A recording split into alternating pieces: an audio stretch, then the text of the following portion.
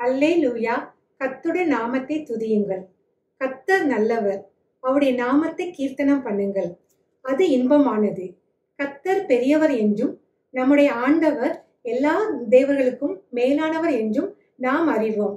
வானத்திலும் பூமியிலும் சமுத்திரங்களிலும் எல்லா ஆழங்களிலும் கர்த்தர் தமக்கு சித்தமானதெல்லாம் செய்கிறார். ஜெபம் செய்வோம்.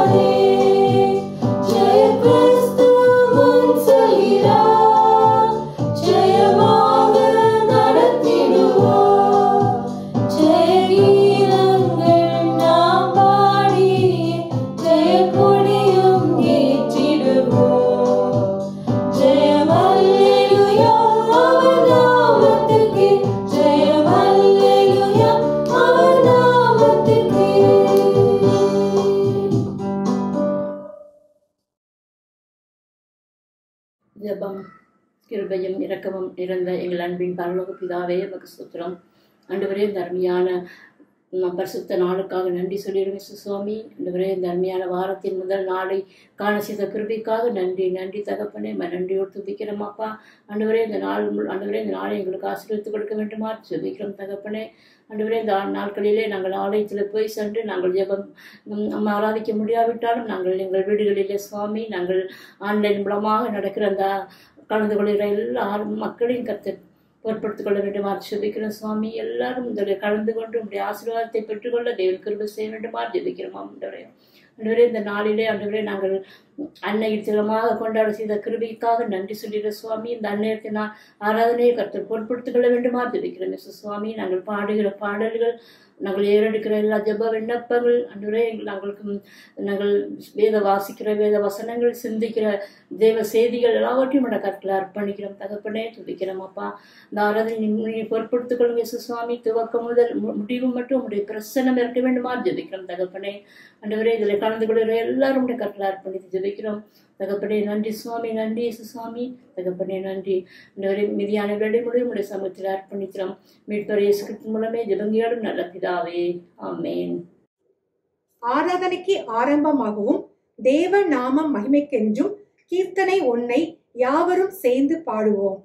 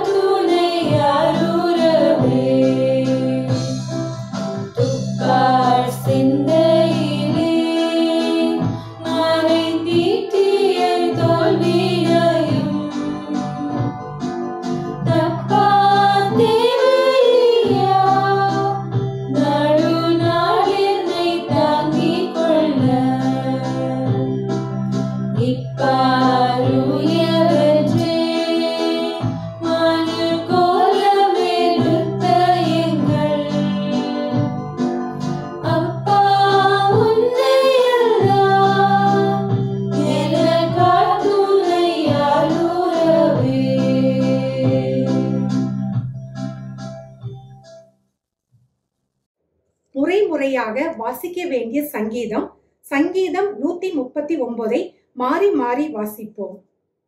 மாறி மாறி வாசிக்கும்படியாக கொடுக்கப்பட்ட சங்கீதம் 139. சங்கீதம் 139. கர்த்தாவே, நீர் என்னை ஆராய்ந்து அறிந்திருக்கிறீர். என் உட்காருதலையும் என் எழுந்திருத்தலையும் நீர் அறிந்திருக்கிறீர். என் நினைவுகளை தூரத்திலிருந்து அறிகிறீர். நான் நடந்தாலும் படுத்திருந்தாலும் என்னை சூழ்ந்திருக்கிறீர். என் வழிகளெல்லாம் உமக்கு தெரியும். என் நாவில் சொல் பிறவாததற்கு முன்னே இதோ கர்த்தாவே, அதையெல்லாம் நீர் அறிந்திருக்கிறீர். முற்புறத்திலும் பிற்புறத்திலும் நீர் என்னை நெருக்கி உமது கரத்தை என் மேல் வைக்கிறீர். இந்த அறிவு எனக்கு மிகுந்த ஆச்சரியமும் எனக்கு எட்டாத உயரமாய் இருக்கிறது. உம்முடைய ஆவிக்கு மறைவாக எங்கே போவேன்? உம்முடைய சமூகத்தை விட்டு எங்கே ஓடுவேன்? நான் வானத்திற்கு ஏறினாலும் நீர் அங்கே இருக்கிறீர். நான் பாதாளத்தில் படுக்கை போட்டாலும் நீர் அங்கேயும் இருக்கிறீர். நான் விடிய காலத்து செட்டைகளை எடுத்து சமுத்திரத்தின் கடையாந்தரங்களிலே போய் தங்கினாலும் அங்கேயும் உமது கை என்னை நடத்தும். உமது வலது கரம் என்னை பிடிக்கும். இருள் என்னை மூடி கொள்ளும் என்றாலும் இரவும் என்னை சுற்றிலும் வெளிச்சமா இருக்கும். உமக்கு மறைவாக இருளும் அந்தகாரப்படுத்தாது. இரவும் பகலை போல வெளிச்சமாயிருக்கும். உமக்கு இருளும் வெளிச்சமும் சரி. நீர் என் உள்ளந்தரியங்களை கை கொண்டிருக்கிறீர். என் தாயின் கற்பத்தில் என்னை காப்பாற்றினீர். நான் பிரமிக்கத்தக்க அதிசயமாய் உண்டாக்கப்பட்டபடியால் உம்மை துதிப்பேன். உமது கிரியைகள் அதிசயமானவைகள். அது என் ஆத்துமாவுக்கு நன்றாய் தெரியும். நான் ஒளிவிடத்திலே உண்டாக்கப்பட்டு பூமியின் தாழ்விடங்களிலே விசித்திர வினோதமாய் உருவாக்கப்பட்ட போது என் எலும்புகள் உமக்கு மறைவாய் இருக்கவில்லை. என் கருவை உம்முடைய கண்கள் கண்டது. என் அவயவங்களில் ஒன்றாகிலும் இல்லாத போதே அவைகள் அனைத்தும் அவைகள் உருவேற்படும் நாட்களும் உமது புஸ்தகத்தில் எழுதியிருந்தது. தேவனே, உமது ஆலோசனைகள் எனக்கு எத்தனை அருமையானவைகள்! அவைகளின் தொகை எவ்வளவு அதிகம்! அவைகளை நான் எண்ண போனால் மணலை பார்க்கிலும் அதிகமாம். நான் விழிக்கும் போது இன்னும் உம்மண்டையில் இருக்கிறேன். தேவனே, நீ துன்மார்க்கனை அழித்திரானால் நலமாயிருக்கும். இரத்த பிரியரே, நீங்கள் என்னை விட்டு அகன்று போங்கள். அவர்கள் உம்மை குறித்து துன்மார்க்கமாய் பேசுகிறார்கள். உம்முடைய சத்துருக்கள் உமது நாமத்தை வீணாய் வழங்குகிறார்கள். கர்த்தாவே, உம்மை பயக்கிறவர்களை நான் பகையாமலும் உமக்கு விரோதமாக எழும்புகிறவர்களை நான் அருவருக்காமல் இருப்பேனோ? முழு பகையாய் அவர்களை பகைக்கிறேன்.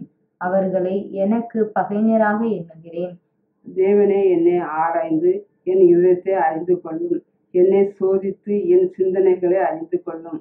வேதனை உண்டாக்கும் வழி என்னிடத்தில் உண்டோ என்று பார்த்து நித்திய வழியிலே என்னை நடத்தும். ஆமீன்.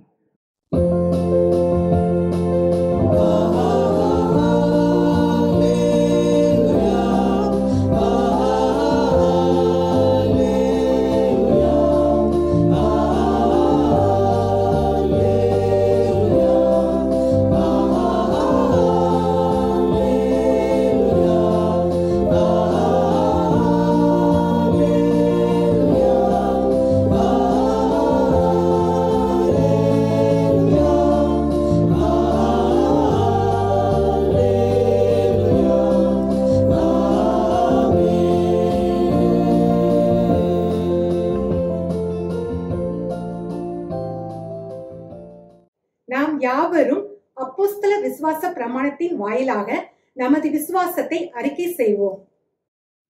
வானத்தையும் பூமியையும் படைத்த சர்வ வல்லமை உள்ள பிதாவாகிய தேவனை விசுவாசிக்கிறேன். அவருடைய ஒரே குமாரனாகிய நம்முடைய நாதர் இயேசு கிறிஸ்துவையும் விசுவாசிக்கிறேன்.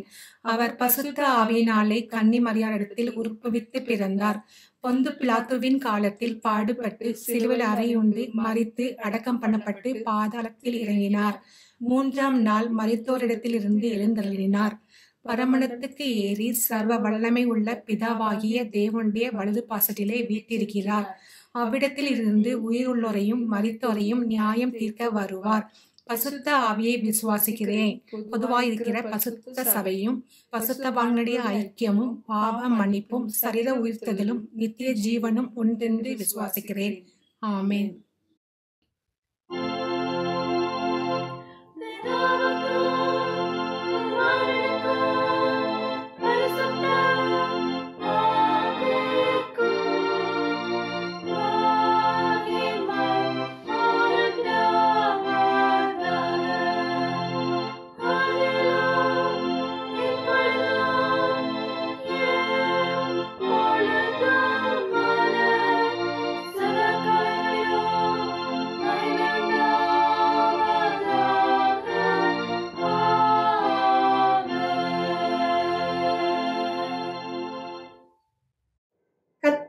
நமக்கு கற்றுக் கொடுத்த ஜெபத்தை நாம் யாவரும் சேர்ந்து ஏறெடுப்போம். பரமண்டலங்களில் இருக்கிற எங்கள் பிதாவே, உம்முடைய நாமம் பிரசுத்தப்படுவதாக. உம்முடைய ராஜ்யம் வருவதாக. உம்முடைய சித்தம் பரமண்டலத்திலே செய்யப்படுவது போல பூமியிலேயும் செய்யப்படுவதாக. அன்றன்றுள்ள அப்பத்தை இன்று எங்களுக்கு தாரும். எங்களுக்கு விரோதமாய் குற்றம் செய்கிறவர்களுக்கு நாங்கள் மன்னிக்கிறது போல எங்கள் குற்றங்களை எங்களுக்கு மன்னியும். எங்களை சோதனைக்குள் பிரவேசிக்க பண்ணாமல் தீமையிலிருந்து ரட்சித்துக் கொள்ளும். ராஜ்யமும் வல்லமையும் மகிமையும் என்றென்றைக்கும் உம்முடையவைகளே. ஆமென். வேத பாடங்கள் ஆங்கிலத்திலும் தமிழிலும் வாசிக்க கேட்போம்.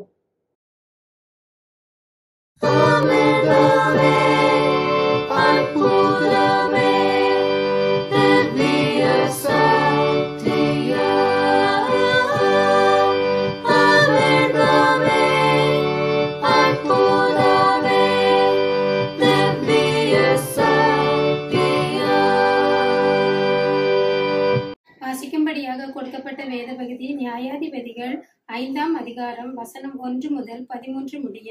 அந்நாளிலே தெபராலும் அபினகாமின் குமாரன் பராக்கும் பாடினதாவது: கர்த்தர் இஸ்ரவேலுக்காக நீதியை சரிகட்டின நிமித்தம் ஜனங்கள் மனப்பூர்வமாய் தங்களை ஒப்பு கொடுத்தது நிமித்தம் அவரே ஸ்தோத்திரியுங்கள். ராஜாக்களே கேளுங்கள், அதிபதிகளே செவிகொடுங்கள். நான் கர்த்தரை பாடி இஸ்ரவேலின் தேவனாகிய கர்த்தரை கீர்த்தனம் பண்ணுவேன். கர்த்தாவே, நீ சேயிலிருந்து புறப்பட்டு ஏதோமின் வெளியிலிருந்து நடந்து வருகையில் பூமி அதிர்ந்தது, வானம் செறிந்தது, மேகங்களும் தண்ணீராய் பொழிந்தது. கர்த்தருக்கு முன்பாக பர்வதங்கள் கரைந்து, இஸ்ரவேலின் தேவனாகிய கர்த்தருக்கு முன்பாக சீனாயும் கரைந்தது. அனாத்தின் குமரனாகிய சம்ஹாரின் நாட்களிலும் யாகோலின் நாட்களிலும் பெரும் பாதைகள் பாழாய் கிடந்தது. வழி நடக்கிறவர்கள் பக்க வழியாய் நடந்தார்கள். தெபராளாகிய நான் எலும்பும் அளவும், இஸ்ரவேலிலே நான் தாயாக எலும்பும் அளவும். கிராமங்கள் பாழாய் போயின, இஸ்ரவேலியின் கிராமங்கள் பாழாய் போயின. நூதன தேவர்களை தெரிந்து கொண்டவர்கள் அப்பொழுது யுத்தம் வாசல் வரையும் வந்து இஸ்ரவேலிலே 40,000 பேருக்குள்ளே கேடகமும் ஈட்டியும் காணப்பட்டது உண்டோ? ஜனங்களுக்குள்ளே தங்களை மனப்பூர்வமாய் ஒப்பு கொடுத்த இஸ்ரவேலின் அதிபதிகளே, என் இருதயம் நடுங்குகிறது. கர்த்தரை ஸ்தோத்திரியுங்கள். வெள்ளை கழுதைகளின் மேல் ஏறுகிறவர்களே, நியாயஸ்தலத்தின் வீற்றிருக்கிறவர்களே, பழியில் நடக்கிறவர்களே, இதை பிரஸ்தாபியுங்கள். தண்ணீர் மண்டு கொள்ளும் இடங்களில் வில்விரனின் இறைச்சலுக்கு நீங்கியவர்கள் அங்கே கர்த்தரின் நீதி நியாயங்களை, அவர் இஸ்ரவேலில் தமது கிராமங்களுக்கு செய்த நீதி நியாயங்களையுமே பிரஸ்தாபப்படுத்துவார்கள். அது முதல் கர்த்தரின் ஜனங்கள் ஒய்முக வாசலிலே போய் இறங்குவார்கள். விழி விழி, தெபராலே விழி விழி, பாட்டு பாடு, பராக்கே எழுந்து. அபினகாமின் குமாரனே, உன்னை சிறையாக்கினவர்களை சிறையாக்கி கொண்டு போ. மீதியாய் இருந்தவர்களே, ஜனத்தின் பிரபுக்களே, ஆளும்படி செய்தார். கர்த்தர் எனக்கு பராக்கிரமசாலியின் மேல் ஆளுகை தந்தார். வாசிக்கும்படியாக கொடுக்கப்பட்ட வேத புத்தகம் வாசித்தாயிற்று.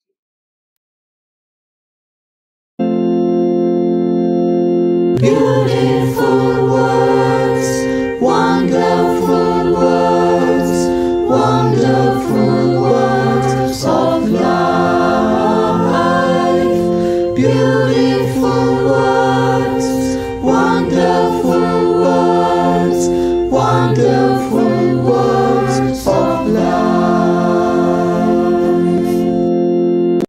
Today's scripture reading is taken from the book of Judges, chapter 5, verses 1 to 13.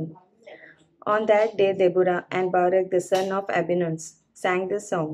When the princes in Israel take the lead, when the people willing offer themselves, praise the Lord. Hear this, you kings, listen, you rulers.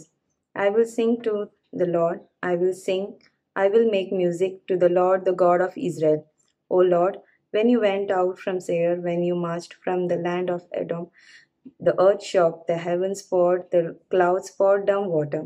The mountains quaked before the Lord, the one of Sinai, before the Lord, the God of Israel. In the days of Samgar, the son of Anath, in the day of Jael, the roads were abundant. Travelers took to winding paths. Village life in Israel ceased until I, Deborah, arose a mother in Israel. When they chose new gods, war came to the city gate, and not a shield or spear was seen among 40,000 in Israel. My heart is with Israel's princes, with the willing volunteers among the people. Praise the Lord. You who ride on white donkeys, sitting on your shell blankets, and you who walk along the road, consider the voice of the singers at the watering places. They recite the righteous act of the Lord, the righteous acts of his warriors in Israel. Then the people of the Lord went down to the city gates. Wake up, Deborah. Wake up, break out in songs. Arise, O Barak. Take captive your captives, O son of Abinoam. Then the man who was left came down to the nobles. The people of the Lord came to me with the mighty. Here is the scripture reading. நமது துதி சோஸ்திர ஜெப மன்றாட்டுகளை தேவ சமூகத்தில் அர்ப்பணிப்போம். நாம் யாவரும் தலைகளை தாழ்த்தி கண்களை மூடி ஜெபிப்போமாக. துதிகளின் மத்தியில் வாசம் பண்ணீர எங்கள் பரிசுத்தமுள்ள தகப்பனே உமக்கு நாங்கள் நன்றி செலுத்துகிறோம் ஐயா. இந்த ஓய்வு நாளின் கால வேளையில் என்னப்பா உடைய சமூகத்தை நாங்கள் அமர்ந்து இந்த மரியாதை போல உடைய பாதம் மட்டுமே போதும் என்று சொல்லி உடைய பாதத்தில் வந்திருக்கிற எங்களை ஒவ்வொருவரும் ஐயா நீ கண்ணோக்கி பார்க்கும்படியாக செபிக்கிறேன். எத்தனையோ பேர்களுக்கு தகப்பனே இந்த நேரம் கொடுக்கப்படவில்லை. ஆனால் கர்த்தர் கிருபையாக மனம் இறங்கியப்பா எங்களுடைய வாழ்க்கையில இந்த நாளை நீ தந்திருக்கிறீங்க. உமக்கு நன்றி செலுத்துகிறோம் ஐயா. ஸ்தோத்திரம். ஆவியானவரே இந்த நேரத்து கூட தகப்பனே எங்களுடைய தேசத்திற்காக உங்களுடைய சமூகம் தருகிறேன். தகப்பனே எங்களுடைய தேசத்தில் நடக்கிற எல்லா காரியங்களையும் நீர் அறிந்திருக்கிறீங்கப்பா. உடைய கண்களுக்கு மறைவானது ஒன்றுமே இல்லை தகப்பனே. ஸ்தோத்திரம். இந்த கொரோனாவினால் பாதிக்கப்பட்ட தகப்பனே அப்பா தான் நேசித்தவர்களை இழந்து தவித்து கொண்டிருக்கிற ஒவ்வொரு அன்பு பிள்ளைகளுக்காக உடைய சமூகம் தருகிறோம் ஐயா. எங்கு பார்த்தாலும் மரண ஊலங்கள் அவையானவர மருத்துவமனைகளில் தகப்பனே இடங்களிலேப்பா ஆக்சிஜன் பற்றாக்குறை தகப்பனே தெருக்களிலும் வீதிகளிலும் ஐயா ஜனங்கள் மூர்ச்சிதைத்து நின்று கொண்டிருக்கிறார்களே. என் தெய்வமே நீர் கண்ணோக்கி பார்க்கும்படியாக செபிக்கிறேன். அவருடைய கண்ணீர் எல்லாவற்றை நீர் மாத்திரமே துடைக்க முடியும் என்று சொல்லி என்னப்பா அவருடைய முகத்தை நாங்கள் நோக்கி பார்க்கிறோம். அவையானவர என்னை நோக்கி பார்க்கிற முகங்கள் ஒருபோதும் வெட்கப்பட்டு போவதில்லை என்று சொன்னிறேன். எங்களுடைய தேசத்திற்கப்பா நீ சேமத்தை கட்டளையிடும்படியாக செபிக்கிறோம். அவையானவர தகப்பனே இந்த நேரத்துக்கு கூடப்பா உடைய கர்த்தாவே ஸ்தோத்திரம் அப்பா ஜெபிக்கிற ஒவ்வொரு பிள்ளைகளுக்காக உடைய சமூகம் இருக்கிறோம் ஐயா. உடைய தேவைகள் எல்லாவற்றையும் நீ சந்திக்கும்படியாக செபிக்கிறேன். எங்களுடைய அரசியல் தலைவர்களுக்காக உமக்கு நாங்கள் நன்றி செலுத்துகிறோம் ஐயா. எங்களுடைய பிரதம மந்திரிக்காக உமக்கு நாங்கள் நன்றி செலுத்துகிறோம் ஐயா. ஆவியானவரே எங்களை கண்ணோக்கி பார்த்து தகப்பனே அவர்கள் எடுக்கின்ற திட்டங்கள் தீர்மானங்கள் எல்லாம் மக்களுக்கு பிரயோஜனம் உள்ளதாக கர்த்தாவை அமைவதற்கு கர்த்தர் இரக்கம் பாராட்டும்படியாக செபிக்கிறேன். உம்முடைய பாரத்தை கொடுங்கப்பா, உம்முடைய சிந்தனையை கொடுங்க தகப்பனே. ஆவியானவரே இந்த மக்களுக்கு ஏற்ற கர்த்தாவே நன்மைகளை அவர்கள் கர்த்தாவை செய்வதற்கு கர்த்ததாமே இரக்கம் பாராட்டும் அப்பா. இன்னும் கர்த்தாவே ஸ்தோத்திரம். என்னுடைய ஜனாதிபதிக்காக உமக்கு நாங்கள் நன்றி செலுத்துகிறோம் ஐயா. இன்னும் அரசியல் தலைவர்கள் ஒவ்வொருவருக்காக உடைய சமூகம் தருகிறேன். ஒவ்வொருவரை கர்த்த கண்ணோக்கி பார்த்து ஜனங்களுக்கு தேவையான எல்லா நன்மைகளும் அவர்கள் மூலம் எங்களுக்கு கிடைப்பதற்கு கர்த்ததாமே இரக்கம் பாராட்டும்படியாக செபிக்கிறோம் ஐயா. என் தெய்வமே இந்த நேரத்துக்கு கூடப்பா ஸ்தோத்திரம். என்னுடைய கர்த்தாவே சபை போதகர்களுக்காக உமக்கு நாங்கள் நன்றி செலுத்துகிறோம் ஐயா. என்னுடைய போதக பிதாக்களை கர்த்தர் ஆசீர்வதிக்கும்படியாக செபிக்கிறேன். அவர்கள் எடுக்கின்ற கர்த்தாவே திட்டங்கள் தீர்மானங்கள் இன்னமையா சபைக்குரிய எல்லா காரியங்களிலும் நீர் அவளோடு கூட தங்கியிருந்து பெரிய காரியங்களை நீர் செய்யும்படியாக செபிக்கிறேன். எங்களுடைய சபைக்கு நீர் தலைவராக இருந்தப்பா நீர் நடத்தும்படியாக செபிக்கிறோம். அவையானவர தகப்பனே அப்பா இங்க நடக்கிற ஆண்கள் சங்கத்திற்காக உமக்கு நாங்கள் நன்றி செலுத்துகிறோம் ஐயா. இந்த பிள்ளைகளை கர்த்தர் ஆசீர்வதிக்கும்படியாக செபிக்கிறேன். பெண்கள் சங்கத்திற்காக உமக்கு நன்றி செலுத்துகிறோம் ஐயா. என்ன கர்த்தாவே சிறு பிள்ளைகள் ஊழியத்திற்காக இன்னும்ப்பா கர்த்தாவே ஸ்தோத்திரம். யூத் மீட்டிங்காக தகப்பனே இன்னும் வாலிபர்களுக்காக உமக்கு நாங்கள் நன்றி செலுத்துகிறோம் ஐயா. அவர்களை நடத்துகிற ஒவ்வொரு பேரையும் கர்த்த வல்லமையாக எடுத்து பயன்படுத்தும்படியாக செபிக்கிறேன். கமிட்டி அங்கத்தினர்களுக்காக உமக்கு நன்றி ஆவியானவர தகப்பனே. இந்த கர்த்தாவே ஐயா இந்த நாட்களிலே தகப்பனே ஆவியானவரே இந்த சபையை நடத்தி செல்வதற்கேற்ற ஞானத்தை கர்த்தாவை நீ கொடுக்கப்பா. எல்லா தேவைகளை நீ பரத்திலிருந்து கர்த்தாவை நீ சந்திக்கும்படியாக ஜெபிக்கிறோம் ஐயா. என் தெய்வமே, இந்த நேரத்து கூடப்பா என்னுடைய மெத்தடிஸ்ட் சபைக்காக உமக்கு நாங்கள் நன்றி செலுத்துகிறோம் ஐயா. என்னுடைய பிஷப்பிற்காக, ஆவியானவரே, என்னுடைய குடும்பத்திற்காக, இன்னும் ஒவ்வொரு போதக பிதாக்களுக்காக உமக்கு நாங்கள் நன்றி செலுத்துகிறோம் ஐயா. ஒவ்வொருவரை கர்த்தர் ஆசீர்வதிக்கும்படியாக ஜெபிக்கிறேன். யார் யார் தகப்பனே இந்த கொரோனா பாதிக்கப்பட்டு இருக்கிறார்களோ அவர்களுக்கப்பா நீ பரிபூர்ண விடுதலையை நீ கட்டளிடும்படியாக ஜெபிக்கிறோம் ஐயா. என்னுடைய மிஷனரிகளுக்காக மக்கள் நாங்கள் நன்றி செலுத்துகிறோம் ஐயா. தகப்பனே அப்பா, இயேசு என்றாலே யார், அவர் என்னவில்லை என்று கேட்கக்கூடிய ஆவியானவரே, வலது கைக்கும் இடது கைக்கும் வித்தியாசம் அறியாத ஜனங்கள் மத்தியிலே ஆவியானவரே உடைய பற்றி கர்த்தாவை அவர் எடுத்துரைக்கும் போது உடைய வல்லமுள்ள கரமையா அவளோடு கூட கடந்து செல்லும்படியாக ஜெபிக்கிறேன். என்னும் ஊழியத்தின் பாதையில இருக்கிற ஒவ்வொரு பிள்ளைகளையும் கர்த்ததாமே வல்லமையாக எடுத்து பயன்படுத்தும்படியாக ஜெபிக்கிறோம் ஆவியானவரே. தகப்பனே, இந்த விசேஷித்த நாளுக்காக மக்கள் நாங்கள் நன்றி செலுத்துகிறோம் ஐயா. ஆவியானவரே, இந்த தாய்மார் தினத்திற்காக மக்கள் நன்றி ஆவியானவரே. என்னுடைய தாயை நாங்கள் நினைவு கூறுகிறோம் அப்பா. தகப்பனே ஆவியானவரே, அவர்கள் எங்கிருந்தாலும் இவர்களை ஆசீர்வதிக்கும்படியாக ஜெபிக்கிறோம் ஐயா.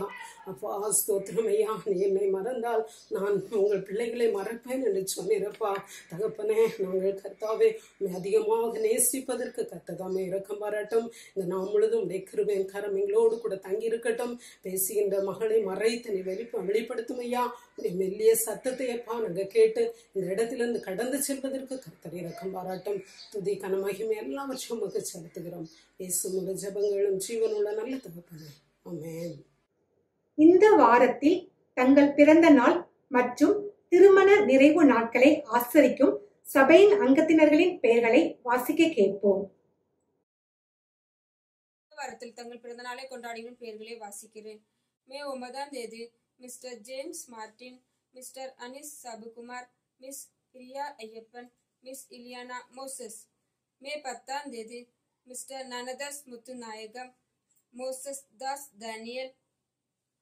மே 12 master Gerald Sathyanathan, master Martin Paulraj.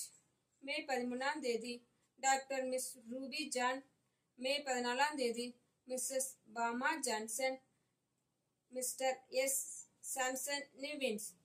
மே 15 Mr Isaac Brading, Mrs Selvi Pushparani Kalanjiyam, master Kevin William Robin. திருமண ஆண்டை நிறைவே ஆசரிக்கிற தம்பதியர்கள். May 9 Mrs and Mr C Anthony Raja. May 10 Mrs and Mr S Bala Singh.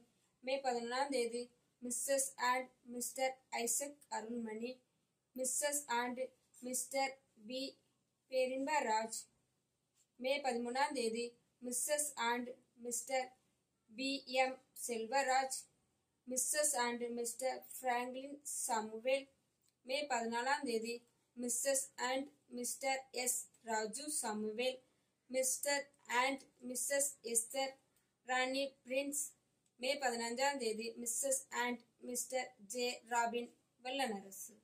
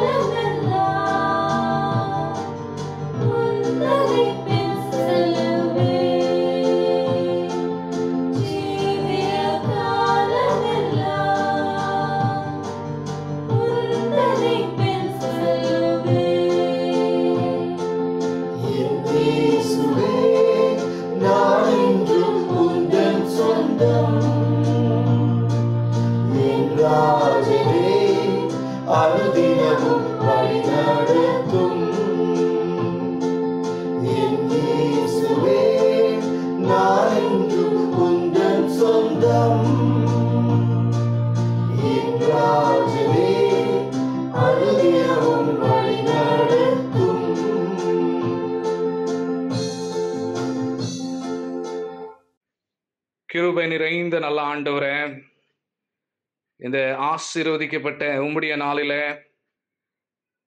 இந்த வாரத்துல தங்களுடைய பிறந்த நாள் மற்றும் திருமண நிறைவு நாளை ஆசரிக்கிறவர்களுக்காக உம்மை நோக்கி நாங்கள் ஜெபிக்கிறோம்.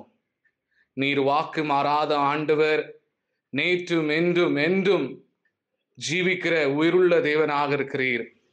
கடந்த ஆண்டு முழுவதுமாக இவர்களை நீர் கண்ணின் மணி போல பாதுகாத்தீர், தேவைகளை சந்தித்தீர், ஜீவன் பலன் சுகம் எல்லாவற்றையும் கொடுத்தீர். அதுக்காக கொடான கொடி ஸ்தோத்திரங்களை ஏறெடுக்கிறோம்.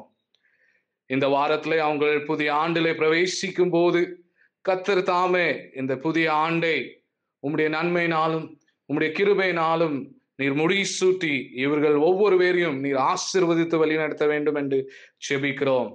தீமைக்கு விலக்கி பாதுகாத்தலும், போகிறவரிடமெல்லாம் உம்முடைய பிரசன்னத்தினாலே வழிநடத்தும், வியாதி நோய்கள் கொரோனாலிருந்து நீர் பாதுகாத்தலும், மனதின் எண்ணின ஒவ்வொரு காரியத்தை உம்முடைய சித்தத்தின்படி நீர் நிறைவேற்ற வேண்டும் என்று நாங்கள் ஜெபிக்கிறோம். ஆண்டவரே, இவர்கள் உமக்கு சாட்சியாக வாழ்ந்து ஒரு கிறிஸ்தவ குடும்பத்தை இவர்கள் கட்டி எழுப்பத்தக்கதாக ஒவ்வொருவரையும் பாதுகாத்தலும், குடும்ப தேவைகள் தனிப்பட்ட தேவைகள் எல்லாவற்றையும் சந்தித்து இவர்களையும் இவர்களுடைய குடும்பத்தாரையும் நீர் ஆசீர்வதித்து வழி நடத்த வேண்டும் என்று இயேசுவின் நாமத்தினாலே ஜெபிக்கிறோம் அன்பின் பிதாவே, ஆமென். அறிவிப்புகளை கொடுக்கின்றேன். வருகிற செவ்வாய்க்கிழமை 11ஆம் தேதி வேத ஆராய்ச்சி கூட்டமும் மன்றாட்டு ஜெபமும் மாலை 7:30 மணிக்கு ஜூம் மூலமாய் நடைபெறும். ஒவ்வொரு வியாழக்கிழமையும் நடைபெறுகிற நம்முடைய மெத்தடிஸ்ட் யூத் ஃபெலோஷிப்புக்கான வேத ஆராய்ச்சியும் ஜெபமும் இரவு 8 மணியிலிருந்து 9 மணி வரை ஜூம்லே நடைபெறும். அதே போல் ஒவ்வொரு வியாழக்கிழமையும் நடைபெறுகிற இளம் வாலிபர்களுக்கான ஜூம் கூட்டம் இரவு 8:20 மணிக்கு ஜூமில் நடைபெறும். தயவாக இளம் வாலிபர்கள் கலந்து கொள்ள அழைக்கப்படுகிறீர்கள். வருகிற 14ஆம் தேதி வெள்ளிக்கிழமை ஜூம் வீட்டு ஜெப கூட்டமானது உல்வை பகுதியில் வாசமாக இருக்கக்கூடிய திரு ராபின் அகஸ்டின் வீட்டிலே மாலை 7:30 மணிக்கு நடைபெறும்.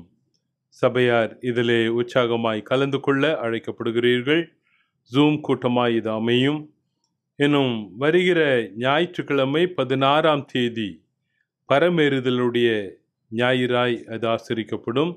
23ஆம் தேதி பெந்தைகோஸ்தே ஞாயிறு, 30ஆம் தேதி திருத்துவ ஞாயிறு என்று சொல்லி இப்படிப்பட்ட தலைப்புகளிலே ஞாயிறுகளிலே ஆண்டவருடைய செய்தியானது வழங்கப்படும். ஆயத்தமாய் நீங்கள் ஒவ்வொரு ஆராதனையிலும் கலந்து கொள்ள உங்களை ஆண்டவருடைய நாமத்திலே வாழ்த்தி அழைக்கின்றோம். திருச்சபையின் அனைத்து தாய்மார்களுக்கு மதர்ஸ் டே வாழ்த்துக்கள். இன்றைய சிறப்பு செய்தியாளர் கல்யாண் மெத்தடிஸ்ட் திருச்சபையின் ஆயர் அருள் திரு சார்ல்ஸ்மணி அவர்களின் மனைவி திருமதி பியூலா சார்ல்ஸ்மணி ஆயரம் அவர்கள். இவர்கள் டைமண்ட் ஜூப்ளி ஹை ஸ்கூல் மஸ்காவில் சோஷியல் ஸ்டடீஸ் டீச்சராக 28 ஆண்டுகள் பணி செய்து 2018ஆம் ஆண்டில் ஓய்வு பெற்றார்கள். இவர்கள் போதகரோடு சுமார் 30 ஆண்டுகளுக்கு மேலாக மெத்தடிஸ்ட் திருச்சபையில் ஊழியம் செய்து வருகிறார்கள். அவர்களே திருச்சபையின் சார்பாக வாழ்த்தி வரவேற்கிறேன். இப்பொழுது அவர்கள் தேவ செய்தியை நமக்கு தருவார்கள். ஒவ்வொரு வருடமும் மே மாதம் 2ஆம் ஞாயிற்றுக்கிழமை அன்னையர் தினமாக அனுசரித்து வருகிறோம். அன்னையர் தினம் உருவான வரலாற்றை இந்த காணொளி காட்சி மூலம் காணலாம். உலகமே கொண்டாடும் அன்னையர் தினம் அமெரிக்காவில்தான் உருவானது. அனா ஜார்விஸ் என்ற பெண் சமூக சேவகி அமெரிக்காவின் மேற்கு வெர்ஜீனியா மாநிலத்தில் கிராஃப்டன் என்ற கிராமத்தில் வாழ்ந்து வந்தார். அப்போது அங்கு நடந்த யுத்தகலத்தில் அமெரிக்க வீரர்கள் பலர் உயிரிழந்தனர். அவர்களின் குடும்பங்களும் சிதைந்து சீரழிந்து நாலாபுறமும் சிதறிப்போனது. அப்படி பிரிந்த குடும்பங்கள் ஒன்று சேரவும் சமாதானத்துக்கும் கடுமையாக போராடியவர்தான் அனா ஜார்விஸ். இறுதியில் அவருடைய பார்வையற்ற மகளுடன் தன் இறுதி மூச்சு வரை சமூக சேவகியாகவே வாழ்ந்து 1904ஆம் ஆண்டில் மறைந்தார். அவருடைய பார்வையற்ற மகள் அன் ரீவ்ஸ் ஜார்விஸ் முதலாக தன் தாயின் நினைவாக உள்ளூரில் உள்ள மெத்தடிஸ்ட் சர்ச்சில் 1908 ஆண்டு மே மாதத்தில் ஒரு ஞாயிற்றுக்கிழமை அன்று சிறப்பு வழிபாடு ஒன்றை நடத்தினார். தன் தாயாரின் நினைவை போற்றியதைப் போலவே எல்லோரும் அவரவர் அன்னையை கௌரவிக்க வேண்டும், எல்லோருடைய இல்லங்களிலும் அன்றைய தினம் மகிழ்ச்சி ததும்ப வேண்டும் என்ற எண்ணமும் அவருக்குள்ளே தோன்றியது. இந்நிலையில்தான் 1913 ஆண்டு தன் வேலை நிமித்தம் காரணமாக பார்வையற்ற அன் ரீவ்ஸ் ஜார்விஸ் பென்சில்வேனியா மாநிலத்தில் உள்ள பிலடெல்பியாவில் குடியேறினார். அவருடைய தாயார் விற்று சென்ற சமூக சேவையை ஒரு கடமையாகவே எண்ணி அதனை தொடர்ந்தார். சமூகத்தில் ஒடுக்கப்பட்டவர்களின் அமைப்பில் தன்னை இணைத்து கொண்டார். அதன் பிறகு நீண்ட நாட்களாக தன் மனதில் உறுத்தி வந்த எண்ணத்தை பென்சில்வேனியா மாநில அரசுக்கு தெரிவிக்க அரசாங்கமும் அவருடைய கருத்தை ஏற்று 1913 ஆண்டு முதல் அன்னையர் தினத்தை அங்கீகரித்து அறிவித்தது. அதன் பிறகும் ஆயிரக்கணக்கில் அரசியல்வாதிகளும் தன்னார்வ அமைப்புகளும் வர்த்தக அமைப்புகளுக்கும் கடிதங்கள் எழுதி அமெரிக்கா முழுவதும் அன்னையர் தினம் கொண்டாடப்பட வேண்டும், அந்த நாளை அரசின் விடுமுறை நாளாக அறிவிக்க வேண்டும் என அப்போது அமெரிக்க அதிபராக இருந்த உட்ரோ வில்சனுக்கு வேண்டுகோளும் விடுத்தார். இதனை ஏற்றுக்கொண்ட அமெரிக்க அதிபர் உட்ரோ வில்சன் வருடந்தோறும் மே மாதம் 2ஆம் ஞாயிற்றுக்கிழமையை அதிகாரப்பூர்வ அன்னையர் தினமாக அறிவித்தார். அமெரிக்காவை அடுத்து கனடா அரசும் இதை அங்கீகரித்தது. தொடர்ந்து 46 நாடுகள் இதே நாளை அன்னையர் தினம் என அறிவித்து நடைமுறைப்படுத்தியது. ஆனால் பல நாடுகளில் அன்னையர் தின கொண்டாட்டங்கள் வணிகமயமாக மாறியது. எதையும் வியாபாரமாக்கி பணம் சேகரிக்கும் அமைப்பு அன்னையர் தினத்தன்று அன்னையின் படம் பொறித்த கொடியை விற்று பணம் சேர்த்தது. இதனால் மன உளைச்சலுக்கு ஆளான ஜார்விஸ் 1923 ஆண்டு இத்தகைய கொடி விற்பனைக்கு எதிர்த்து வழக்கு தொடர்ந்தார். அன்னையர் தினம் உணர்ச்சி பூர்வமான நாளாகவே இருக்க வேண்டுமே என்பதே என்னுடைய நோக்கம், பணம் சேர்க்கின்ற நாளாக இருக்கக்கூடாது, இத்தகைய வசூலுக்கு தடை விதிக்க வேண்டும் என்று வாதாடி வென்றார். அன்னையர் தினம் உருவாக காரணமாக இருந்த அன்பு மகளான இவள் தன்னுடைய 84வது வயதில் தனியார் மருத்துவமனையில் இறப்பதற்கு முன்னதாக உலகம் முழுவதும் அன்னையர் தினம் அனுசரிக்கப்பட வேண்டும், ஒவ்வொரு வீட்டிலும் அன்னையை போற்றுகிற, வாழ்த்துகிற, மகிழ்விக்கின்ற நாளாக அன்னையர் தினம் கொண்டாடப்பட வேண்டும் என்பதுதான் என்னுடைய ஆசை என்று தன் கடைசி ஆசையை சொல்லிவிட்டு இந்த மண்ணுலகை விட்டு மறைந்தார். அந்த அன்பு மகளின் ஆசையை பூர்த்தியாகும் விதமாக உலகம் முழுவதும் அன்னையர் தினம் கொண்டாடப்பட்டு வருவது ஒவ்வொரு வருடத்தின் மே மாத 2வது ஞாயிற்றுக்கிழமையில்தான் என்பது வரலாற்றில் பொதிந்துள்ள உண்மையென்றால் அதுவே மிகையாகாது. ஜெபம் செய்வோம். என் கண்மலையும் என் மீட்பருமாகிய கர்த்தாவே, என் வாயின் வார்த்தைகளும் எங்கள் இருதயத்தின் தியானமும் உம்முடைய சமூகத்தில் பிரீதியாயிருப்பதாக. ஆமென். உங்கள் அனைவருக்கும் அன்னையர் தின வாழ்த்துக்களை தெரிவித்துக் கொள்கிறேன். நியாயாதிபதிகள் 4ஆம் அதிகாரம் 4ஆம் வசனத்தை வாசிப்போம். இங்கு தெபேராள் என்கிறதான ஒரு பெண்ணை குறித்து சொல்லப்பட்டிருக்கிறது. தேவனால் சிருஷ்டிக்கப்பட்ட மிருகங்கள், தாவரங்கள், ஏன் மனிதனும் கூட மண்ணிலிருந்து, பூமியிலிருந்து அல்லது நீரிலிருந்து உண்டாக்கப்பட்டதாக வேதம் நமக்கு கூறுகின்றது. ஆனால் பெண் மாத்திரம்தான் ஏற்கனவே உயிரோடு இருக்கிற ஒரு நபரின் எலும்பிலிருந்து உண்டாக்கப்பட்டவள். மனிதன் உட்பட மற்றவைகள் எல்லாம் உயிரற்றவைகளிடமிருந்து உருவாக்கப்பட்டிருக்க பெண் மாத்திரம்தான் உயிருள்ள நபரிடமிருந்து உண்டாக்கப்பட்டவள். தாய்மார்களே, நாம் சிருஷ்டிக்கப்பட்ட விதமே நாம் விசேஷித்தவர்கள் என்பதை நமக்கு அறிவிக்கிறதல்லவா? ஒரு மனிதனுக்கு கண் எவ்வளவு முக்கியம் வாய்ந்ததாய் இருக்கிறதோ அதே போல பெண்களும் ஒவ்வொரு குடும்பத்திற்கும் முக்கியமானவர்களாய் காணப்படுகிறார்கள். பெண்களே சமுதாயத்தின் கண்கள் என்று சொன்னால் மிகையாகாது. இதைத்தான் நாம் நீதிமொழிகள் 14ஆம் அதிகாரம் 1ஆம் வசனத்தில் வாசிக்கின்றோம். புத்தியுள்ள ஸ்திரீ தன் வீட்டை கட்டுகிறாள் என்று சொல்லி. தாய்மார்களே குடும்பத்தை கட்டுகிற முக்கிய பொறுப்பை பெற்றவர்கள் என்று சொல்லி நாம் பார்க்கின்றோம். தேவ மனிதர்களாகிய மோசேயும் யோசுவாவும் மரித்த பின் இஸ்ரவேலரை வழிநடத்த சரியான தலைவர்கள் இல்லை. மக்கள் நியாயாதிபதிகளின் சொல்லை கேளாமல் கர்த்தரின் பார்வைக்கு பொல்லாப்பானதை செய்தார்கள். ஒரு நியாயாதிபதி மரணம் அடைந்ததும் திரும்பவும் அந்நிய தேவர்களை பின்பற்றி தங்கள் பிதாக்களை பார்க்கிலும் மிகவும் கேடாய் நடந்தார்கள் என்று சொல்லி நியாயாதிபதிகள் 17ஆம் அதிகாரம் 6ஆம் வசனத்தில் நாம் வாசிக்கின்றோம். தேவனும் அவர்களை அந்நியர் கையில் விற்று போட்டார்.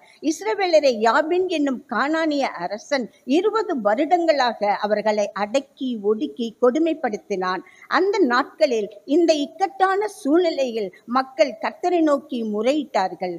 தேவனும் மனமிறங்கி அவர்களுக்கு ஒரு தீர்க்கதரிசியை எழுப்பி அவர்களை காப்பாற்றினார். அநேக நியாயாதிபதிகளை தேவன் எழுப்பினார் என்று சொல்லி நாம் வேதத்தில் வாசிக்கின்றோம். இப்படியாக எழுப்பப்பட்ட 11 நியாயாதிபதிகளில் தெபோராள் 4வது நியாயாதிபதியாகவும் ஒரே பெண் நியாயாதிபதியாகவும் இருந்தாள் என்று நாம் பார்க்கின்றோம். ஒரு குடும்பத்தின் நன்மை தீமை சுக துக்கம் அனைத்தையும் பொறுப்பெடுத்து அச்சாணியாக விளங்குபவள் பெண் ஒரு தாய்தான் என்று பார்க்கின்றோம். குடும்ப பொறுப்பேற்பது தாயின் மிக சிறந்த கடமை. ஆனால் தெபோராளோ ஒரு சமுதாயத்தையே பொறுப்பேற்று கொண்டாள் என்று இந்த அதிகாரத்தை நாம் வாசிக்கின்றோம். இந்த நாளில் தெபோராளின் குணநலன்களை குறித்து நாம் ஆராய்ந்து பார்க்க இருக்கின்றோம்.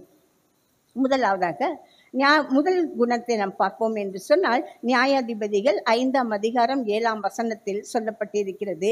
நான் தாயாக எழும்பும் அளவும் என்று சொல்லி தெபோராள் பாடுகின்றாள். தெபோராள் அன்பும் மனம் படைத்த ஒரு தாயாக எழும்பி நிற்கிறாள் என்று சொல்லி பார்க்கின்றோம். அவள் எப்போது இந்த தாய் சுபாவத்தோடு எழும்பி நிற்கிறாள் என்றால் கானானியனாக யாபினால் 20 வருடங்கள் கொடுமையாய் ஒடுக்கப்பட்டு இஸ்ரவேலின் கிராமங்கள் பாழாய் போயிருந்த நாட்களில் தன் மக்கள் படும் அவஸ்தையை கண்டு பெற்ற பிள்ளைக்காக பொங்கி எழும் ஒரு தாயாக எழும்பி நிற்கிறாள் என்று சொல்லி நாம் பார்க்கின்றோம். நியாயாதிபதிகள் 4ஆம் அதிகாரம் 23ஆம் வசனத்தில் சொல்லப்பட்டிருக்கிறது. அன்றைய காலகட்டத்தில் பெண்கள் சமுதாயத்தில் கணிக்கப்படாத சூழ்நிலையிலும் அதிக அந்தஸ்து கொடுக்கப்படாத நிலைமையிலும் எபிரேய தாய்மார்களுக்கு அவர்களுடைய வீடுகளில் குடும்பத்தில் அதிக மதிப்பு இருந்தது என்று சொல்லி பார்க்கின்றோம். ஆம், தாய்மார்கள் அதிக மதிப்புக்குரியவர்கள் என்று பார்க்கின்றோம். உலக நடப்பிலே ஒரு குழந்தையை பெற்றெடுத்து விட்டால் தாய் என்கிறதான ஒரு ஸ்தானத்தை ஒரு பெண் பெற்றுக்கொள்கின்றார். அருமையான பெண்களே, நாம் சாதாரணமானவர்கள் அல்ல என்று வேதம் நமக்கு சொல்லுகின்றது. தேவன் நம்மை ஆச்சரியப்படும் விதமாய் படைத்திருக்கின்றார். ஒரு முக்கிய நோக்கத்தோடு கூட நீங்களும் நானும் உருவாக்கப்பட்டிருக்கின்றோம். நமக்குள்ள ஒரு பெரிய பலத்தை தேவன் வைத்திருக்கின்றார். ஒரு ஜீவனை ஒரு பெண் தனக்குள்ளே சுமக்கும் பொழுதும் அதனை வெளி உலகத்திற்கு கொண்டு வரும் பொழுதும் அவள் தன் சொந்த ஜீவனையை பணயம் வைக்கிறாள் என்று நாம் பார்க்கின்றோம். அதற்கு உடம்பில் மட்டுமல்ல, மனதிலும் உள்ளத்திலும் எவ்வளவு பலம் வேண்டும் தெரியுமா? எனவே அருமையான சகோதரிகள், நமக்குள் இருக்கிறதான தாழ்வு மனப்பான்மை மன சோர்வுகளை கலைந்தெறிந்து விட்டு தேவனுக்கு என்ற பெரிய காரியங்களை செய்யும்படியாய் நாம் எழும்பும்படியாய் அழைக்கப்பட்டிருக்கின்றோம். அன்னை தெரேசா என்கிறதான ஒரு தாயாரை குறித்து நாம் பார்க்கின்றோம். தொழில் நோயாளிகள் மத்தியில மிக அதிகமாய் ஊழியம் செய்து தன்னுடைய வாழ்க்கையின் ஓட்டத்தை முடித்தார். இன்றைய நாளில் கிறிஸ்துவ சமுதாய கத்தோலிக்க சமுதாயத்தினர் அவர்களுக்கு செயின்ட் என்கிறதான ஒரு பட்டத்தையும் கொடுத்திருக்கிறார்கள் என்று சொல்லி பார்க்கின்றோம். இவ்வுலகத்தில் வாழும் பொழுது பெண்கள் தங்களால் முடிந்த அளவுக்கு இந்த உலகத்திலும் சமுதாயத்திலும் சங்கத்திலும் ஊழியம் செய்து கர்த்தருடைய நாமத்தை மகிமைப்படுத்தி இருக்கிறார்கள் என்று சொல்லி பார்க்கின்றோம். அப்போஸ்தலனாகிய பரிசுத்த பவுல் சொல்கிறார், இஸ்ரவேலர் ரட்சிக்கப்பட வேண்டும் என்பதே தன்னுடைய விருப்பம் என்று சொல்கிறார். அதற்காக அவர் சாபத்தை ஏற்றுக்கொண்டாராம். ரோமர் 10ஆம் அதிகாரம் 1ஆம் வசனத்தை நாம் பார்க்கின்றோம். எஸ்தர் 8ஆம் அதிகாரம் 6ஆம் வசனத்தில் நாம் பார்க்கின்றோம், என் ஜனத்தின் மேல் வரும் பொல்லாப்பை நான் எப்படி பார்க்கக்கூடும், என் குலத்திற்கு வரும் அழிவை எப்படி நான் சகிக்கக்கூடும் என்று சொல்லி எஸ்தர் சொல்கிறாள் என்று சொல்லி பார்க்கின்றோம். எந்த தாயும் தன் பிள்ளைகளின் கஷ்டத்தை பொறுத்து கொள்ள மாட்டாள். அருமையான தாய்மாரே, இன்றைய காலகட்டத்தில் நம் குடும்ப வாழ்க்கையிலும் கூட நம் பிள்ளைகளுடைய துயர் தொடுக்கிற ஒரு கருவியாகத்தான் தாய்மார்கள் பயன்படுத்தப்பட்டு கொண்டு வருகின்றார்கள். இன்று ஒரு பிள்ளையனுடைய வாழ்வாதாரத்துக்கு காரணம், ஒரு பிள்ளையின் முன்னேற்றத்திற்கும் ஒரு பிள்ளையின் நல் வாழ்வுக்கும் காரணம் அந்த தாயாரின் ஜெபமே அன்று வேறு ஒன்று இல்லை என்று சொல்லி நாம் பார்க்கின்றோம். எனவே முதலாவதாக நாம் பார்க்கின்றோம், தெபெராள் ஒரு அன்புள்ளம் கொண்ட ஒரு தாயாக இருந்தாள் என்று சொல்லி நாம் பார்க்கின்றோம். இரண்டாவதாக நாம் தெபெராளை குறித்து தியானிக்கும் பொழுது அவள் ஒரு தீர்க்கதரிசியாக காணப்பட்டாள். வாசிப்போம். நியாயாதிபதிகள் 4ஆம் அதிகாரம் 4ஆம் வசனம். தீர்க்கதரிசி என்பவர்கள் யார் என்று சொல்லி பார்க்கும்போது, பழைய ஏற்பாட்டு காலத்தில் கர்த்தரின் வாயாய் இருந்தவர்கள் தான் தீர்க்கதரிசிகள். கர்த்தரின் சத்தத்தை கேட்டவள் இந்த தெபெராள் என்று சொல்லி பார்க்கின்றோம். எலியா எலிசா வரிசையில் தெபெராளும் ஒரு தீர்க்கதரிசி. தேவன் அவளோடு கூட பேசினார். வேதாகமத்தில் தீர்க்க தரிசனம் சொன்னதாக 14 பெண்களை காண்கின்றோம். அவர்களில் தீர்க்கதரிசிகள் என்று அழைக்கப்பட்டவர்கள் 10 பேர். கர்த்தருக்கென்று தீர்க்க தரிசனம் உரைத்த முதல் பெண் தீர்க்கதரிசி யார் தெரியுமா? மோசேயின் சகோதரியாகிய மீரியாம் என்று சொல்லி பார்க்கின்றோம். அடுத்ததாக தெபெராள் ஒரு தீர்க்கதரிசியாக செயல்பட்டார். நீதிமொழிகள் 29ஆம் அதிகாரம் 18ஆம் வசனத்தை நாம் பார்க்கும் பொழுது, தீர்க்க தரிசனம் இல்லாத இடத்தில் ஜனங்கள் சீர்கெட்டு போவார்கள் என்று சொல்லி நாம் பார்க்கின்றோம். நியாயாதிபதிகள் 5ஆம் அதிகாரம் 2ஆம் வசனத்தை நாம் பார்க்கும்போது, தெபெராள் தரிசனம் பெற்றவளாக எழும்பி மக்களுக்கு ஆசீர்வாதமாக விளங்குகிறாள் என்று சொல்லி பார்க்கிறோம். தேவன் அவளோடு கூட பேசுகிறார். போருக்கு தலைமையேற்று செல், எதிரியான சிசராவை ஒரு பெண்ணின் மூலமாக அழிப்பேன் என்று யுத்தத்தின் வழிமுறைகளை தேவன் அவளுக்கு போதித்து விட்டார். எனவே தான் படைத்தலைவனாகிய பாராக்கிடம் அவனை உன் கையில் ஒப்புக் கொடுப்பேன் என்று தேவன் உனக்கு கட்டளையிடவில்லையா என்று அதிகாரத்தோடு கேட்கின்றார். இந்நாட்களில் மக்கள் தீர்க்க தரிசனத்திற்காக அங்கும் இங்கும் ஓடிக்கொண்டிருக்கின்றார்கள். தேவன் நம்மோடு கூட பேச விரும்புகிறார். நாம் இருக்கிற இடத்திலே கர்த்தர் நம்மோடு கூட பேசுவார். நாம் ஜெபிக்கிறதான வேளையில் நம்மை பலப்படுத்தி நம் ஜெபத்தின் மூலமாக கர்த்தர் நம்மோடு கூட பேசுகிறார். நம் வேதத்தை வாசிக்கும் பொழுதே வேத வசனங்கள் மூலமாய் கர்த்தர் நம்மோடு கூட இடைப்படுகின்றார். பாடல் நேரத்தில் கர்த்தர் நம்மளை பரவசப்படுத்தி அந்த வார்த்தைகள் மூலமாய் நம்மை ஆறுதல் படுத்துகிற தேவனாக இருக்கிறார். இன்னும் பார்ப்போமே என்று சொன்னால், ஒரு சிலருக்கு சொப்பனங்கள் மூலமாகவும் தரிசனங்கள் மூலமாகவும் தேவன் தம்முடைய சித்தத்தை நிறைவேற்றிக் கொண்டிருக்கின்றார். ஆனால் இன்று நம்முடைய நிலைமை இப்படியாய் காணப்படுகிறது. நாம் தீர்க்க தரிசனத்திற்காக ஒவ்வொரு ஊழியக்காரரையும் பிறரையும் நோக்கி ஓடிக்கொண்டிருக்கின்றோம். அருமையான தாய்மார்களே, நீங்களும் நானும் தேவனுடைய சமூகத்தில் உட்கார்ந்து நாம் ஜெபிக்கும் பொழுதே, வேதத்தை வாசிக்கும் பொழுதே தேவன் நம்மோடு கூட இடைப்பட்டுக் கொண்டிருக்கின்றார். நம்மோடு கூட பேசுகிற தேவனாக இருக்கிறார். கர்த்தர் நம்மோடு பேச விரும்புகிறார். இதற்கு நாம் கீழ்ப்படிய அழைக்கப்பட்டிருக்கின்றோம். தெபெராள் ஒரு தீர்க்கதரிசியாக காணப்பட்டால், இன்றைய காலகட்டத்தில் நீங்களும் நானும் நம்முடைய குடும்பங்களுக்கும் நம்முடைய சமுதாயத்துக்கும் நம்முடைய திருச்சபைகளுக்கும் தீர்க்கதரிசிகளாக மாறும்படியாய் கர்த்தர் நம்மை அழைக்கின்றார். முதலாவதாக பார்த்தோம், தெபெராள் ஒரு நல்ல தாயுளம் கொண்ட ஒரு தாயாக காணப்படுகின்றாள். இரண்டாவதாக அவள் ஒரு தீர்க்கதரிசியாக பின்பாக நடைபெற போகிறதை முன்பாகவே தெளிவுபடுத்துகிறவளாக காணப்படுகின்றாள். மூன்றாவதாக நாம் பார்க்கும்போது தெபெராள் ஒரு தைரியம் உள்ள ஒரு தீர்க்கதரிசியாக ஒரு பெண்ணாக காணப்படுகிறாள் என்று சொல்லி வேதம் நமக்கு சொல்லுகிறது. நியாயாதிபதிகள் 4ஆம் அதிகாரம் 8ஆம் வசனம். தெபெராள் நியாயாதிபதியாக இருந்த நியாயம் விசாரிக்கிறவளாக இருந்தபடினால் தனக்கென ஒரு சேனையை வைத்திருந்தாள். அந்த சேனைக்கு பாராக்கு தலைவனாக இருந்தாள். தெபெராள் பாராக்கை அழைத்து இஸ்ரவேலரை கடுமையாக ஒடுக்கும் யாபேசுக்கு விரோதமாக படையெடுத்து செல்ல சொல்கின்றாள். ஆனால் யாபேஸ் என்ன செய்கிறான் என்று சொன்னால், ஆனால் பாராக்கோ யாபேசினுடைய படைபலத்தையும் சிசராவினுடைய யுத்த திறமையும் அறிந்தவனாய் போருக்கு செல்ல பயப்படுகின்றான். அவன் சொல்லுகிறான், தெபெராளை பார்த்து, நீ என்னோடு கூட வந்தால் நான் போவேன் என்று சொல்லுகின்றார். அதற்கு தெபெராளுடைய பதில் என்ன? நான் நிச்சயமாக உன்னோடு வருவேன் என்று சொல்லி தேவன் தரும் வெற்றியை தரிசித்தவளாக பாராக்கோடு தைரியமாக இராணுவத்தை நடத்தி செல்கிறாள் என்று சொல்லி பார்க்கின்றோம். வெற்றியும் கண்டாள். நியாயாதிபதிகள் 4ஆம் அதிகாரம் 14ஆம் வசனத்தை நாம் பார்க்கின்றோம்.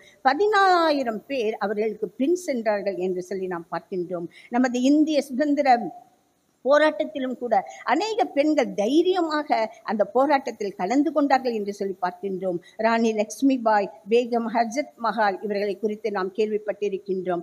முகலாய சாம்ராஜ்யத்திலும் கூட ரஜியானா சுல்தானா என்கிறதான பெண் மிக சிறந்த முறையில் அரசாட்சி நடத்தியதாகவும் மிகவும் தைரியமுள்ள பெண்ணாகவும் மக்களின் நலனில் அதிக அக்கறை கொண்டவளாகவும் காணப்பட்டதாகவும் சரித்திரம் நமக்கு கூறுகிறது. எனவே இயல்பாகவே பெண்கள் தைரியம் உள்ளவர்களாக காணப்படுகிறார்கள். எத்தனையோ குடும்பங்களில் இதை நாம் காண்கின்றோம். கணவன் மரித்த பெண் தனி ஒரு மனுஷியாக இருந்து தன் முழு குடும்பத்தையும் விசேஷமாய் தன்னுடைய பிள்ளைகளை நல்வழிப்படுத்துகிற தாய்மாரை நாம் இன்றும் சமுதாயத்தில் நம் திருச்சபைகளில் நாம் அநேக பெண்களை காண்கின்றோம். எனவே அருமையானவர்களே, நாம் தைரியம் உள்ளவர்களாய் வாழ இந்த உலகத்தில் அழைக்கப்பட்டிருக்கின்றோம். உலகத்தின் சூழ்நிலைகள் ஒருவேளை நம்மளை கலங்கடிக்கலாம், ஆனால் தேவனாகிய கர்த்தர் நம்மோடு கூட இருக்கிறபடியால் இந்த உலகத்தில் எந்த சூழ்நிலையிலும் நம்மால் தைரியமாக வாழ முடியும் என்பதற்கு தெபராள் ஒரு சாட்சியாக காணப்படுகிறாள். முதலாவதாக பார்த்தோம், தெபராள் ஒரு நல்ல தாயுளம் கொண்ட ஒரு தாயாக காணப்படுகின்றாள். இரண்டாவதாக அவள் ஒரு தீர்க்கதரிசியாக காணப்படுகிறாள். மூன்றாவதாக பார்த்தோம், அவள் தைரியம் உள்ள ஒரு பெண்ணாக காணப்பட்டாள். நான்காவதாக பார்க்கும்போது தெபராள் தேவனை துதிக்கிற ஒரு ஸ்திரீயாக காணப்பட்டாள் என்று சொல்லி வேதம் நமக்கு சொல்லுகிறது. வாசிப்போம். நியாயாதிபதிகள் 5ஆம் அதிகாரம் 2-5 முடிய. பழைய ஏற்பாட்டில் மீரியாமும் தெபேராலும் சிறந்த பாடகிகளாக காணப்படுகிறார்கள். தெபேரால் தேவனை துதிக்கும் விதத்தை பற்றி நாம் வாசிக்கிறோம். முதலாவதாக அவள் கர்த்தரை கர்த்தர் இஸ்ரவேலுக்கு நீதியை செய்ததாலும் ஜனங்கள் மனப்பூர்வமாக தங்களை ஒப்பு கொடுத்ததற்காகவும் அவள் துதிக்கிறாள். இரண்டாவதாக ராஜாக்களும் அதிபதிகளும் கேட்கும்படியாக தன் சத்தத்தை உயர்த்தி துதிக்கிறாள். இதன் மூலம் கர்த்தர் ராஜரீகம் பண்ணுகிறார் என்று அறிக்கை செய்வதோடு தேவனை துதிக்க தான் வெட்கப்படவில்லை என்பதையும் தைரியமாக அவள் தெரிவிக்கிறாள் என்று சொல்லி பார்க்கின்றோம். மூன்றாவதாக தேவனுடைய வல்லமையையும் மகத்துவத்தையும் சிருஷ்டியின் மேல் அவருக்கு இருக்கும் ஆதீனத்தையும் தைரியமாக எடுத்துரைக்கின்றாள். அருமையானவர்களே, துதியின் சத்தம் எப்பொழுதும் நம் வாயில் வர வேண்டும். தேவன் துதிகளின் மத்தியில் வாசம் செய்த தேவனாக இருக்கிறார் என்று சொல்லி பார்க்கின்றோம். எரிகோ கோட்டை இஸ்ரவேலருக்கு முன்பாக அடைக்கப்பட்டிருந்த அந்த காலகட்டத்தில் துதியின் மூலமாக அந்த எரிகோ கோட்டை இடிந்து விழுந்தது என்று சொல்லி வேதாகமம் நமக்கு தெரிவிக்கிறது நாம் பார்க்கின்றோம். எனவே நம் வாழ்க்கையிலும் கூட மலை போல பிரச்சனைகள் காணப்பட்டாலும் கூட நம் தேவனை நோக்கி ஜெபிக்கும் பொழுது நம்மளுடைய அங்கலாய்ப்பு வேதனைகள் கண்ணீரை நம் தேவனுடைய சமூகத்தில் ஊற்றும் பொழுது கர்த்தர் ஒரு மகத்தான வெற்றியை நமக்கு தருகிறார் என்பதை நாம் மறந்து போய் விடக்கூடாது.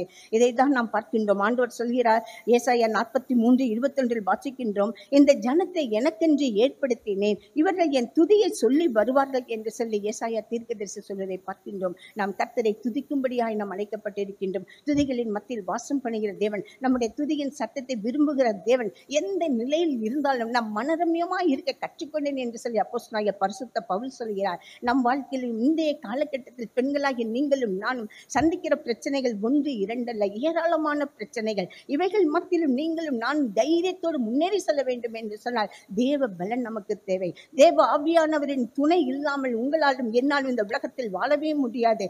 தேவ வல்லமையினால் நிரப்பப்படும் போது எத்தனை பெரிய கஷ்டங்கள், எவ்வளவு பெரிய துன்பங்கள் வந்தாலும் அவைகளை நாம் மேற்கொள்ள முடியும் என்று சொல்லி பார்க்கின்றோம். எனவே தெபராளை போல நீங்களும் நானும் துதிக்கிறவர்களாக காணப்பட வேண்டும். அருமையானவர்களே, இந்த நாளில் தெபராள் என்கிறதன்ன ஒரு தாயை குறித்து நாம் தியானித்தோம். அந்த சகோதரியிடம் காணப்பட்ட அதே குணநலங்கள் நம்மில் காணப்படும் என்று சொன்னால் நாமும் விசுவாசம் உள்ள ஒரு ஸ்திரீயாக இந்த உலகத்தில் வாழ முடியும்.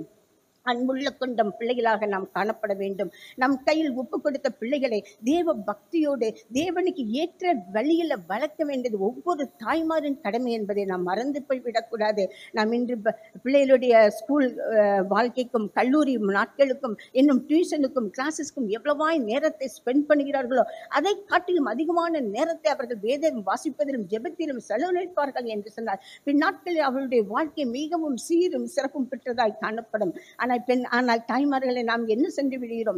என் பிள்ளை நல்ல நிலைமைக்கு வர வேண்டும், ஒரு டாக்டராக வேண்டும், ஒரு இன்ஜினியராக வேண்டும், போதும் என்று நினைக்கின்றோம். அதுவல்ல, தேவனுடைய ஊழியத்தை செய்யும்படியால் நாம் நம்முடைய பிள்ளைகளை அர்ப்பணிக்க வேண்டும். அதை கர்த்தர் உங்களிடமும் என்னிடமும் கேட்கின்றார். இன்றைய காலகட்டத்தில் எத்தனையோ குடும்பங்களில் பிள்ளை இல்லை என்கிற ஒரு சூழ்நிலை இருக்கும் பொழுது கர்த்தர் உங்களையும் என்னையும் நேசித்து ஆசீர்வதித்து தந்திருக்கும் பொழுது நம்முடைய பிள்ளைகளை தேவ பக்திக்கு ஏற்ற விதத்தில் வழிநடத்தும்படியால் கர்த்தர் நம்மளை அழைக்கின்றார். அன்புள்ளம் உள்ள பெண்களாய் இந்த உலகத்தில் நாம் வாடுவோம். மட்டுமல்ல, ஒரு தீர்க்கதரிசியாய் நாம் செயல்பட வேண்டும்.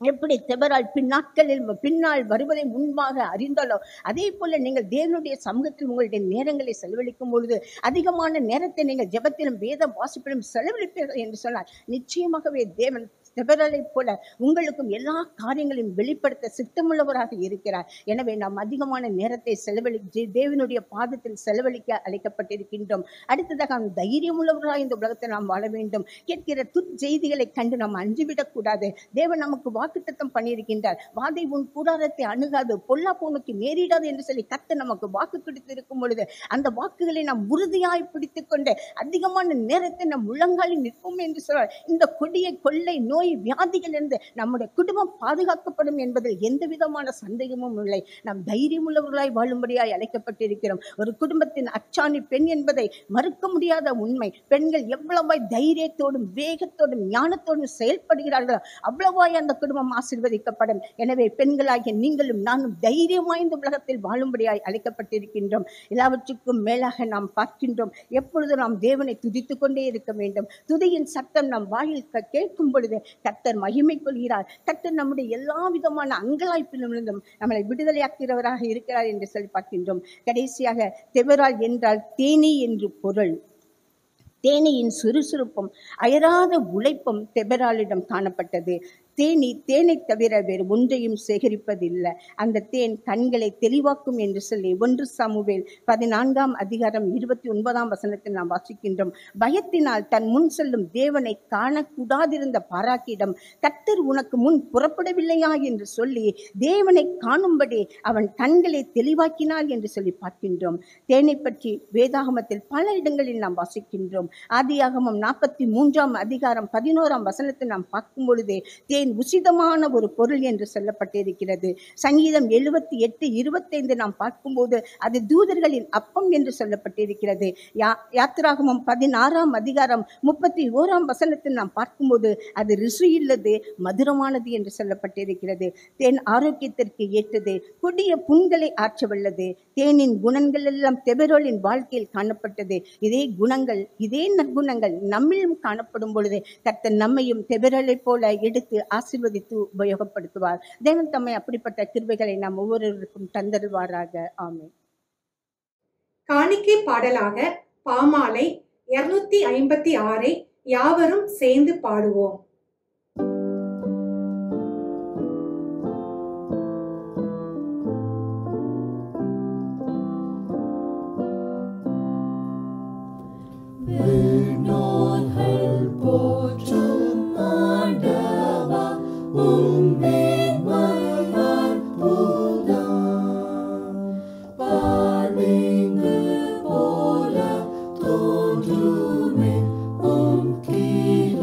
Bye.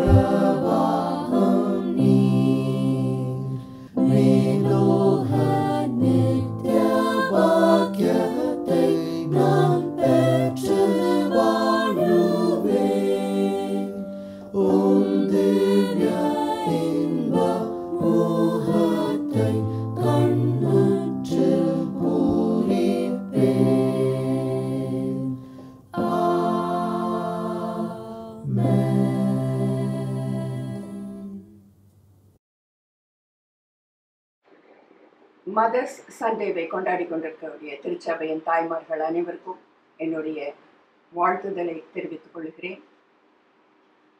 வெகு நாட்களுக்கு பிறகாக நம்முடைய அழைப்பிற்கு இணங்கி ஒரு நல்ல செய்தியை கொடுத்த நமது போதகர் அம்மா திருமதி சார்ல்ஸ் மணி அவர்களுக்கும் என்னுடைய நன்றியையும் வணக்கத்தையும் தெரிவித்துக் கொள்கிறேன். ஆண்டவர் தாமே உங்களுடைய ஊழியத்தையும் குடும்பத்தின் ஊழியத்தையும் ஆசீர்வதித்து காத்துக் கொள்வாராக. இன்னுமாக இந்த நாளின் ஆலய ஆராதனையை அருமையாக நடத்தி கொடுத்த அனைத்து பெண்மணிகளுக்கும், இதை பின்னின்று ஒழுங்கு செய்து கொடுத்த WSCS ஆஃபீஸ் பேரர்ஸ் அனைவருக்கும் என்னுடைய நன்றியையும் வணக்கத்தையும் தெரிவித்துக் கொள்கிறேன். தலைகளை தாழ்த்தி ஜெபிப்போம். எங்களை நேசிக்கிறதான அன்புள்ள தெய்வமே, எங்களுடைய தாயாகவும் தகப்பனாகவும் இருந்து எங்களை வழிநடத்தி கொண்டு வருகிற நல்ல ஆண்டவரே, இந்த நாளின் செய்தியின்படி தாய்மார்களாகிய நாங்கள் ஒரு அன்புள்ளவர்களாகவும் தீர்க்க தரிசிகளாகவும் ஆண்டவரே உம்முடைய தரிசனத்தை ஒவ்வொரு நாளும் பெற்றுக்கொண்ட பிள்ளைகளாக நாங்கள் அனைவரும் இந்த உலகத்திலே வாழத்தக்கதாக, ஆண்டவருடைய சித்தத்தை புரிந்து கொண்டு எங்களுடைய வாழ்க்கையை நடத்தத்தக்கதாக நீர் கிருபை பாராட்டி அள்ள வேண்டுமாய் கெஞ்சி கேட்கிறோம். கடைசி நாளிலே என்னுடைய ஆவியை ஊற்றுவேன், உங்களுடைய குமாரர்களும் குமார்த்திகளும் தீர்க்க தரிசனம் உரைப்பார்கள் என்று சொன்ன நல்ல ஆண்டவரே, ஆண்டவரே இந்த நாட்களிலே தீர்க்க தரிசனம் குறைந்து போகிறதை நாங்கள் அறிந்திருக்கிறோம். ஆண்டவரே மூப்பர்கள் சொப்பனங்களை காணவும், இன்னுமாக வாலிபர்கள் தரிசனங்களை காணவும், எங்களுடைய திருச்சபையானது உங்களுடைய ஆவியினாலே வழிநடத்தப்பட ஒவ்வொருவரும் திருச்சபையின் காரியங்களை கண்டு அறிந்து திருந்தி வாழ கர்த்தர் எங்களுக்கு கிருபை பாராட்டி அள்ள வேண்டுமாய் கெஞ்சி கேட்கிறோம். அது மட்டுமல்ல ஆண்டவரே, தெபோராள் ஒரு தைரியமான ஒரு தாயாக இருந்து பல காரியங்களை ஆண்டவருக்காக சாதித்தது போல தாய்மார்களாக நாங்களும் ஆண்டவரே இந்த நாட்களிலே நல்ல ஆவியானவருடைய தைரியத்தை ஒத்தாசையை பெற்று எங்களுடைய குடும்பத்தையும் எங்களுடைய திருச்சபையும் ஆண்டவரே எங்களுடைய சமுதாயத்திலும் ஒரு சிறந்த பெண்மணிகளாக அன்னைகளாக நாங்கள் திகழ எங்களுக்கு கிருபை பாராட்டி எல்ல வேண்டுமாய் கெஞ்சி கேட்கிறோம்.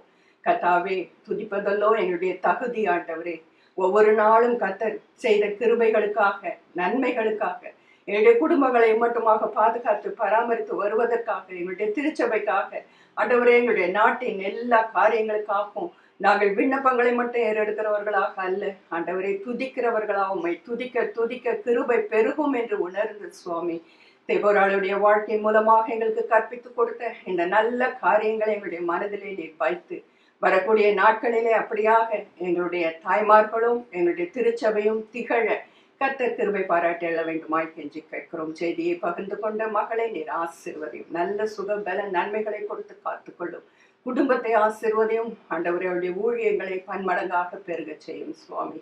ஆண்டவரே, இந்த நாளிலும் கூட பங்கேற்ற எல்லா பிள்ளைகளுக்கும் அவர்களுக்குள்ளான ஆசீர்வாதங்களை நீர் கொடுத்து சமாதானத்தோடே அனுப்ப வேண்டுமாய் கெஞ்சி கேட்கிறோம். அந்த செய்தியை கேட்ட பிள்ளைகளுக்காக உம்மை துதிக்கிறோம், ஸ்தோத்திரிக்கிறோம். இருக்கிற இடங்களிலே உம்முடைய பாதுகாப்பு அவர்களுக்கு அருளப்படட்டும். வரக்கூடிய வாரம் முழுவதும் உம்முடைய பிள்ளைகள் உம்முடைய பாதுகாப்பிலே பாதுகாக்கப்பட ஒப்பு கொடுக்கிறோம் சுவாமி.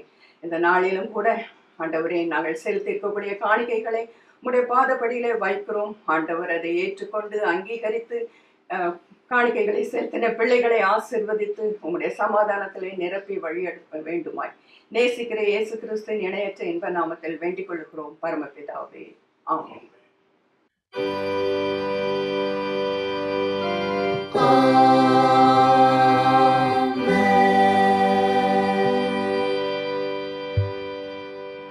ஆசீர்வாதம்.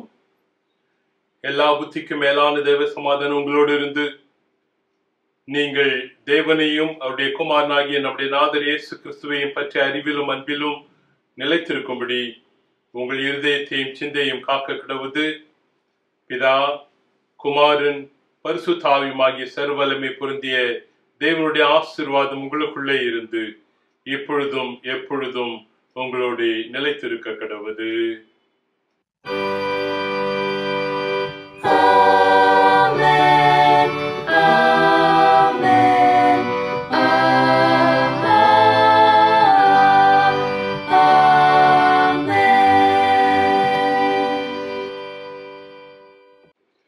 என் ஆத்மாவே கர்த்தரை ஸ்தோத்ரி, என் முழுமே பரிசுத்த நாமத்தை ஸ்தோத்ரி. என் ஆத்மாவே கர்த்தரை ஸ்தோத்ரி, அவர் செய்த சகல உபகாரங்களை மறவாதே. ஆமென்.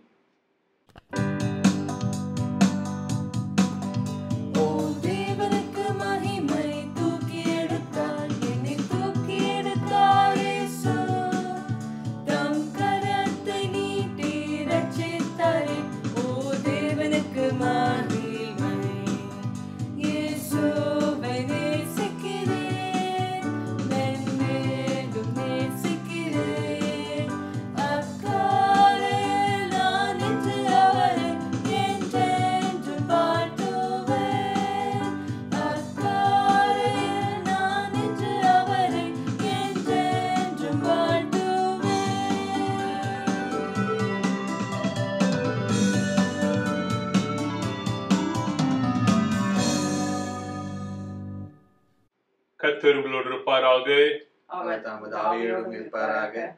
சமாதானத்தோடு போகக்கடவோம். கர்த்தரின் நாமத்தினாலே ஆமென்.